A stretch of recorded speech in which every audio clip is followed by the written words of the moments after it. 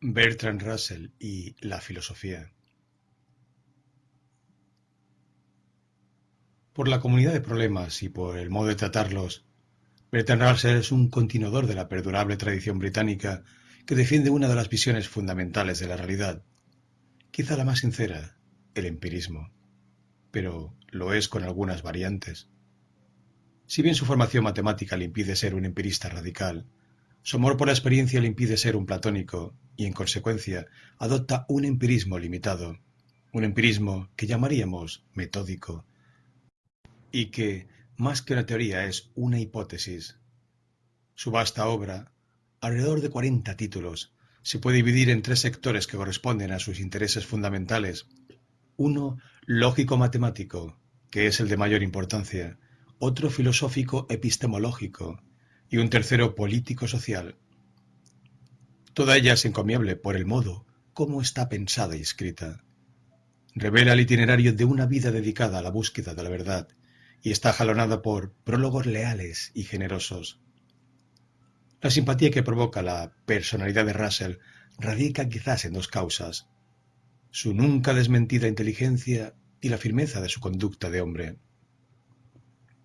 Es un espíritu libre en el sentido nietzscheano y ha sabido practicar esa libertad aun contra toda una nación abanderada en una guerra de imperialismos. Por sostener sus ideas ha padecido la incómoda cárcel, enseñando que la filosofía no exime sino que obliga a mantener las convicciones en la práctica. En la obra de Russell hay dos maneras distintas de entender el dominio de la filosofía. En Los problemas de la filosofía, 1912, este no se diferencia en nada de la concepción clásica. Comprende los problemas tradicionales y se reconoce el carácter de real incertidumbre del conocimiento que se puede adquirir acerca de ellos. Esta misma concepción reaparece, como era lógico esperarlo, en Historia de la filosofía occidental, 1945. Pero en Nuestro conocimiento del mundo externo, 1914, la actitud no es la misma. Los problemas se precisan y el método es otro. Este segundo modo de entender la filosofía constituye su manera característica de concebirla y de practicarla, y responde a una tendencia que desde la crisis de los grandes sistemas reaparece periódicamente bajo diversas formas. Si no existieran estas razones, serviría el consejo del profeta que el mismo Russell recuerda: si dos textos del Corán son incompatibles, el último debe ser tomado por verdadero. Esta concepción, que llamaremos diferencial del conocimiento filosófico, intenta convertirlo en un conocimiento científico. Dos impulsos humanos fundamentales han engendrado al primero: uno que informa la actitud mística y otro que propende a la actitud científica. La filosofía se ha desarrollado por la unión o el conflicto de estos dos impulsos. A lo largo de la historia, y debido al enorme progreso de la ciencia, la separación entre los dos modos de conocer ha ido aumentando y la filosofía se ha convertido en una tierra de nadie entre la ciencia y la religión. Se trata de abordar esta tierra y de ocuparla. Una tentativa fracasada de conquista fue el positivismo. Utilizando su experiencia se puede reanudar la tarea. Esta empresa, asumida con excesiva limitación, tiene un nombre en la filosofía contemporánea: neopositivismo, pero es en otros filósofos donde se debe buscar una continuación de aquel intento, una satisfacción de aquella exigencia que reclamara Comte con su lenguaje patético y por momentos eficaz. Ellos son, por ejemplo, Husserl, Bergson, Whitehead y el mismo Russell. La tentativa de convertir a la filosofía en ciencia trae como primer resultado una limitación de su dominio, una reducción de sus pretensiones.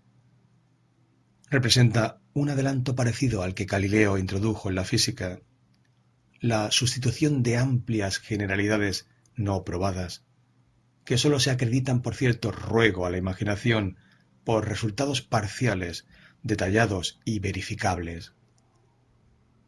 El éxito logrado por algunos lógico-matemáticos en el tratamiento de problemas que parecen irresolubles como los del número, el infinito, el espacio y el tiempo, ha hecho pensar a Russell que el mismo método se podía aplicar a otros problemas de la filosofía, como el del mundo externo, el de la causalidad y el de la libertad.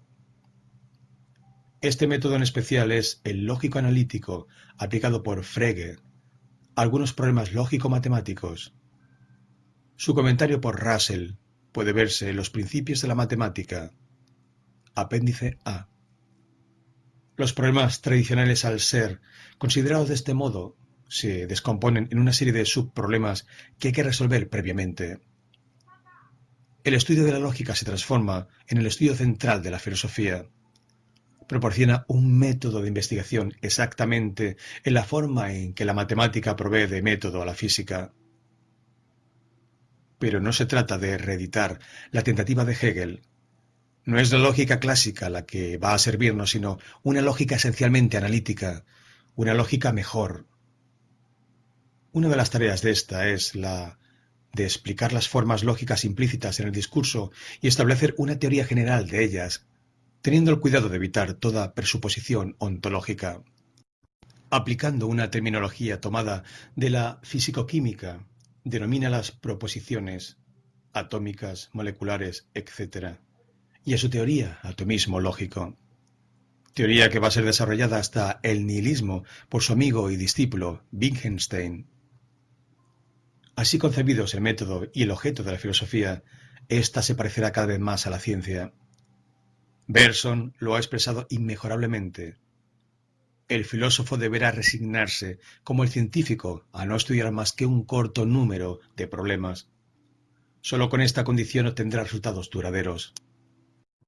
Otros filósofos continuarán su labor y así la filosofía, como la ciencia, se hará en colaboración y progresará indefinidamente, en lugar de tejerse y destejerse sin cesar, como la tela de Penélope. La unidad de la filosofía ya no será la de una cosa hecha como la de un sistema metafísico.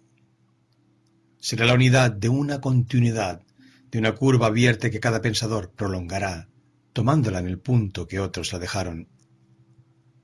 Así la filosofía tendrá de la ciencia, de las más abstractas ciencias, el método y la precisión que implica, pero un objeto diferente.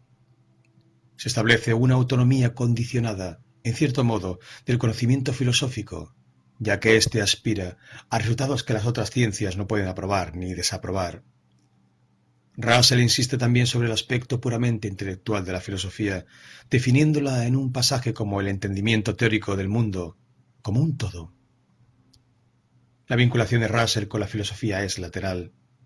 No posee una visión metafísica fundamental, como su amigo Whitehead. Esto explica en parte los diversos cambios de posición frente a los distintos problemas que se advierten a lo largo de su obra, debidos por otra parte a su posición de hombre de ciencia, que no vacila en abandonar una posición cuando la cree equivocada. Fiel a una de sus concepciones de la filosofía, ha tratado problemas determinados. Su aporte más importante al pensamiento contemporáneo radica en su obra lógica y matemática. Los famosos Principia Mathematica, en colaboración con Whitehead y los principios de la matemática.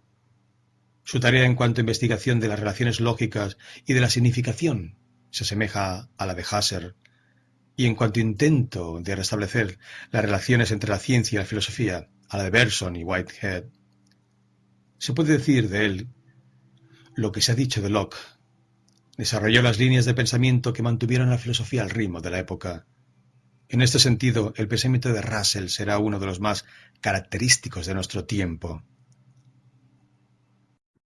Bertrand Russell, 1872-1970. Filósofo, lógico, matemático, escritor y propagandista británico, considerado como uno de los pensadores principales del siglo XX, abanderado del empirismo, el escepticismo y la defensa de la ciencia, cuando sin embargo su figura también podría interpretarse como la de uno de los metafísicos más radicales del pasado siglo, si nos atenemos a ciertas distinciones filosóficas tradicionales. De origen eminentemente aristocrático, su padre fue John Russell, vizconde de Amberley y de Catherine Louise Stanley. Su abuelo por parte paterna, Lord John Russell, primer conde de Russell, Fue 2 veces primer ministro en tiempo de la reina Victoria. Su abuelo materno, Edward Stanley, fue segundo barón Stanley de Alderley. Russell tuvo un precoz interés por las cuestiones matemáticas y filosóficas, hecho seguramente influenciado por la soledad y reclusión a que le llevó la muerte de sus padres a temprana edad y la consiguiente educación rígida y conservadora por parte de su abuela. La transición del hogar paterno, abierto y liberal, su padre, que había sido buen amigo de Stuart Mill, se encontraba influenciado por las ideas de la Ilustración, a la residencia de su abuela, que emanaba puritanismo victoriano por todos los poros, marcada por tanto por rígidas costumbres morales y religiosas, convirtieron al joven Russell en un niño tímido, solitario y retraído. Pasando muchas horas en la biblioteca de su abuelo o en los jardines de la casa, no teniendo nada mejor que hacer, el joven Russell comenzó a pensar de un modo crítico sobre las costumbres morales y religiosas tradicionales que le rodeaban, demasiado arcaicas y opresivas para su gusto.